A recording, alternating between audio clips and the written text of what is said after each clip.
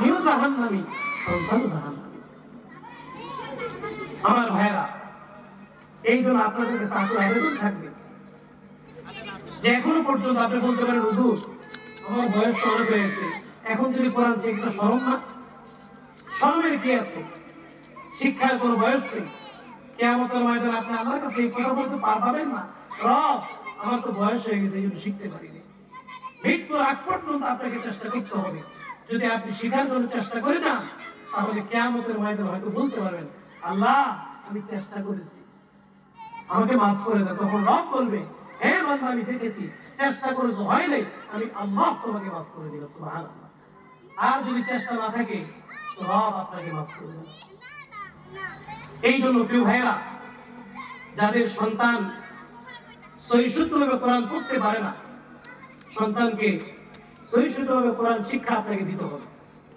সহিষ্ণুভাবে কোরআন শিক্ষার প্রধান কেন্দ্র হল মাদ্রাসা। সন্তানকে কমপক্ষে 2-3 বছর মাদ্রাসায় পড়ান, কোরআনটা শুদ্ধ করান।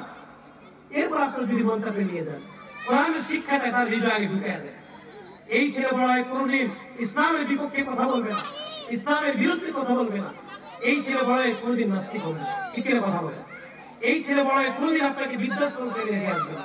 এই ছেলে বড় হয় কোনদিন আপনার মুখে মুখে কথা বলবে। কারণ কোরআন এটা এমন পাওয়া, কারো ভিতর যদি কোরআন ঢুকে, কোরআন তাকে মানুষ বানায়। এই জন্য আমার ভাইরা, আপনাদের কর্তব্য হলো সন্তানকে সহিষ্ণুভাবে কোরআন শিক্ষা দেওয়া। সময় তো অত্যন্ত সংক্ষিপ্ত, সময় শেষ, আলোচনা অনেক দীর্ঘ, অনেক আলোচনা করার ইচ্ছা ছিল, বাকি সময় নেই। তারপর একটা কথা আমি বলি, যাদের সন্তানকে আপনার মাদ্রাসায় দিয়েছেন তাদের একটা ফজিলত বলি।